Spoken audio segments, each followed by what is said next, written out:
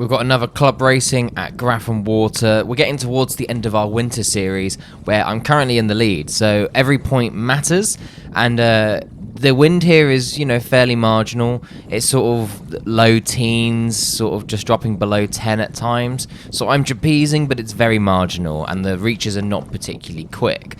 So I'm not sure if the boat's going to be getting going enough to be able to have the potential to win a race. Now, this is race number 2. We've got Alistair there who's joined us. We decide that there's a lot of pin end bias, and therefore it would make a lot of sense to start on port and do a port flyer. But what we had kind of forgotten is there was like 10 solos on this start line, as well as the other single-handers such as the Hadron, a few D0s, a Europe. But the solos also had the same idea, that starting by the pin end would be a good idea. And so you'll see, as we get into the last sort of 20 seconds, my opportunity to make this port flyer work starts to just sort of, the opportunity disappears very quickly. So, yeah, there's Ian who's very quick in his solo. I've tried fighting with him on the start line before. It often ends badly in a 600. But you can see I'm trying desperately to find a gap, but there just isn't a gap big enough. So I'm sailing down the line. I could have potentially made that gap, but there's such a height difference between that D0 and the solo that it's just not worth it. There's the Hadron going, which is actually someone who I'm very close with points in the series, so someone I should be keeping an eye on, and they've had a much better start than me. And it works out that we end up here getting hit by a lull, or maybe just the dirt from all those solos, so I don't really get going, whereas everyone else seems to be going quite nicely, and we end up going behind every single boat on the start line and starting somewhere down the middle. Now, the thing I hadn't realised on the first race and in this race was, even though there was a lot of pin end bias, like serious amounts, that means you could it was difficult to go through the line on starboard, it was still very much favoured to go down the left-hand side. I believe that it shifted a little bit, so it meant that you just generally travelled a lot less distance. So Alistair and I sort of led ourselves over to the right-hand side here, while everyone else went to the left. But it's hard to know if that's just because off the start right, hardly any boats have the opportunity to actually tack. They've got loads of boats above them and stuff, so they just keep going until everyone starts the tack, which was typically at the ley line.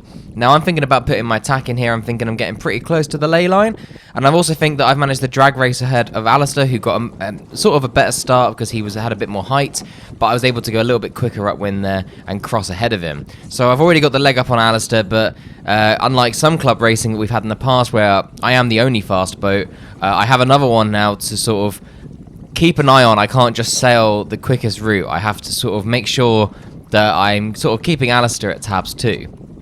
Now you can start seeing the solos coming along on the left-hand side, and as we go along on the this ley line, you'll see that actually the Hadron rounds ahead of me, which would suggest that my start was 1, bad, and 2, the left-hand side definitely was favoured. And I learnt this quite quickly and was sure to make sure to implement it in the next lap. Now, what I've learned from this is club racing is a fantastic place to experiment, such as doing port end starts, trying all weird, wacky things that you maybe wouldn't do at an open meeting. And what I've learned is I need to work on these port flyers. One, I was too early, which meant that I ran out. I had to start sailing down the line before I even got to the pin. I was too close to the line. Secondly, if you've got loads of solos on starboard, it's probably not going to work very well. So, yeah, just bear that in mind. Especially when they can just sit at the pin end and I can't do that. So, yeah, not in the lead at the moment, which is not a good first beat considering quite a lot quicker than I had run. I have to beat them on handicap by about 6 minutes in a race, which, well, about 5 minutes in a race, which, with 5 minutes in with some of the footage sped up, and I'm in line with them. Not a good start. I should have left them behind at the start line. Anyway, we're going along really nicely here. This reach is pretty broad, actually. We're doing a sort of a weird trapezoid using mostly just club marks. Now I'm catching up to all the lasers. Now, there was like 20 lasers out, so now I've got a lot of traffic to deal with, and Alistair's not far behind me either, as we went up the same direction up the beat. Now, I'm thinking, do I want to go hard right, hard left? I couldn't really decide what made sense, to be honest. I was still trying to figure out what was going to be the most optimal route. One, to avoid the lasers, but also to get the pressure. It looked like generally there was a nice bit of pressure coming down the left-hand side, and I also saw the Hadron jibed off, so I thought, let's go over there. I don't want to be sort of too separate from them at this point, and especially where I can control the race a little bit. Now, I guess this is where I go a little bit wrong. I start popping in lots of jibes to stay close to the laser fleet, which really just emphasizes getting stuck in the dirt. I really wish I hadn't done this and I had just gone all the way out. It's just, it feels like the shift going on port tack is so bad, and you can practically do it all on starboard, that it just felt really silly, like Alistair's gone all the way out there on the left-hand side. It just felt really silly, but actually, Alistair ended up meeting me at the jibe mark, so maybe it wasn't such a bad idea after all. I mean, it's good jibing practice. I would say these jibes are pretty smooth. I'm able to control them very nicely and get the boat going without too much stalling. But yeah, as I get close here, I decide to actually give up my opportunity for mark room to a laser so I can go nicely round the outside rather than having them try and stuff me up and try and go low. But then I don't realise until once I finish the jibe that Alistair's actually snuck his way in here, and he's right behind me now because he had a much better mark rounding. Saying that, I would have only just been ahead of that Ilka that starts 2175. So this bottom reach, I don't even realise Alistair's so close until I can hear him. I look over my shoulder and he's starting to come over the top of me, so I start playing the overtaking boat, well, just windward boat at this point. I realised I got that wrong in my last video. I was explaining overtaking boat when I really just meant windward leeward. It's just that because he's coming over the top of me, if he went underneath me, he couldn't luff me. So he's going really quickly here, right? And I'm worried about getting sat underneath that laser in their dirt. So I decide, I've got to head up too. If I learn anything from Bow Beach, luffing is a good skill I need to work on. It's definitely not something I'm perfect at, but I was able just to come and get myself in front of Alistair, sit in front of him and give him a little bit of dirt, but he's right on my tail. As you'll see as we go around this mark, I decide to shut the door on him just to stop him getting any ideas about going on the inside and force him to go around the long way round. And now he's nicely sat in my dirt. It looks like I've managed to get a nice bit of height out of that mark, which is good. He's just to leeward of me, and he's got my dirt, so you can see he's struggling to get trapezing. But we did discuss it after the race, and he reckons he was maybe pinching a little bit too much upwind in these marginal conditions, which potentially was hurting him. So he tacks off to get clear air, and I decide, you know what? I'm going to be annoying about this. I'm going to tack off too, and continue to sit on him and continue giving him dirt.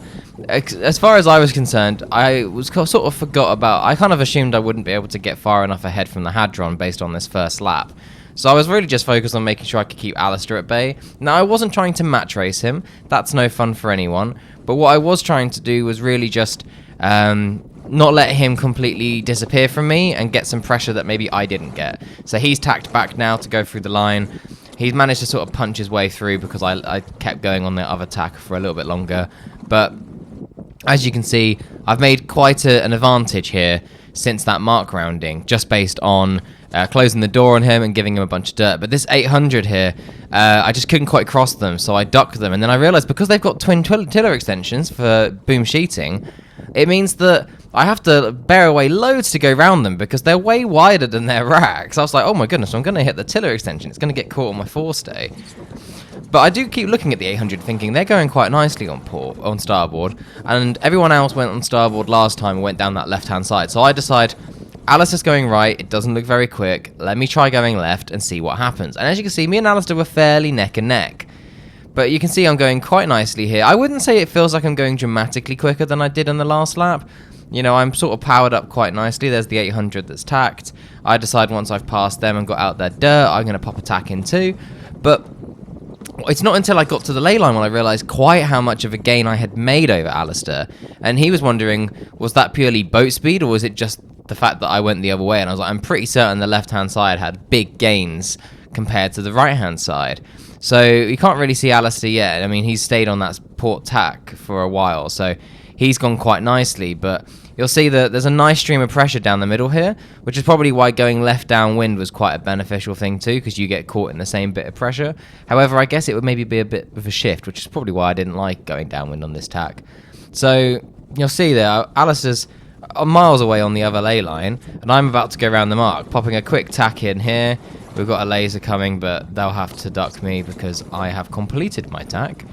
And yeah, I made huge gains there by split tacking with Alistair. Bit of a risk, especially where I was focused on mostly just racing him, but it was a risk that has definitely paid off. It's also helped me get past most of the lasers at this point, which is very, very useful because in these marginal conditions where the lasers can point higher than me, it's difficult to always be faster than them upwind, especially some of the top ones. If I go a slightly different route, or they can pop more tacks in on the shifts, it can be difficult to kind of get far enough ahead that you can then get into clear air. But now I've got past the lasers, I'm now on to my next challenge, which is the flying 15s. Of course, I have to catch them on the run where they've got their kites up and there's so much dirt coming off them. So I decided to try and keep out their way. Luckily, there's only one here. I catch the others on the next beat, but I decided to just keep it really far on the outside just to keep things going nice and smoothly. You see, I'd say it's going pretty nicely here. I decided it's time to pop in a jibe to get myself back over towards the sort of, I don't know if I'd say it's the favoured side of the run, but definitely felt like there was a bit more pressure on the other side. But I wanted to keep away from the 15 as much as possible. So I go back on the other jibe just to sort of not get too fighty with them, especially because I can never tell if they're going to luff me to crazy. And I mean, they've got the kite up, so they've only got a certain amount of degree they can luff me, but I didn't want to take any risks. Now, going again quite nicely here. The mark's over there. I'm kind of on the ley line now, so let's pop another jibe in now, and hopefully I'll be able to just punch out the front of that 15. You never know, because they're going to need to do a jibe too with a kite, so that could potentially take them a bit longer. I don't think 15s have twin poles, so that will take a little bit longer potentially to do the jibe, but they go nice and wide just ahead of me, so I'm able to just get in on the inside, go over the top of them, and once they got the kite up, I can be fairly safe. They're not going to luff me like crazy. In fact, that's probably as high as they can go with the kite, only a little bit higher, so I'm fairly safe where I am. But the kite has allowed them to then punch ahead, and I was kind of hoping to get past them, but here we are. Luckily, I've still got fairly good clear air, not too much dirt, but I am going to start dealing with the rest of those 15s that you can see ahead. So, you know, that's the interesting thing about Graph and Club racing, is that the single-handed fleet starts last, which means our 600s pretty much interact with every start at some point or another. Okay, so I'm on the inside of them. They had a bad rounding trying to get the kite down, which means that I'm in a good position, but I am going to have to tack off because they can point so much higher than me. It's not worth getting stuck. So I tack off, get myself onto starboard, and accelerate off. But the annoying thing here is I can't make it through the start line without doing another tack, but I do want to go back to that left-hand side, so I am going to have to pop a couple of tacks in. You can see Alistair there on the left-hand side, so he's not far behind me, but I've made pretty good gain on him. There's the Hadron, so hopefully this next beat I can really stretch my legs and get ahead. Now there's the other end of the start line, so time to pop another tack in so that I can go through the line, as we do have to on each lap. Not a terrible tack, definitely could have kept the boat a little bit flatter there. I should probably be trapezing a tad lower in these conditions where it's a little bit sort of, the gust can be quite punchy. So there's that 15. I think that I managed to just squeeze ahead of them. The camera annoyingly doesn't record when it gets to 30 minutes, so it's changed over, but there's that 15 again pointing ridiculously high. I'm able to just sail over the top of them. I wanted to basically hit the ley line and then tack rather than go to do any more tacks to avoid dirty air, so just trying to keep a nice clean lane here. And then those 15s are on the ley line, so I decided just to go a little bit further than them and pop a tack in just so I don't get stuck in their dirt. Now it's looking pretty good, not much traffic ahead. It's going to be hard to get past these 15s though, especially where they can, one, point really high, and two, they also have a lot of dirt, and the spinnakers going up for 3 of the legs will definitely not make it easy for me to get past them. Now we're going along quite nicely here, just about keeping the boat going. I'm trying really hard not to pinch. A new technique I've been working on is there's loads of telltales on these black sails.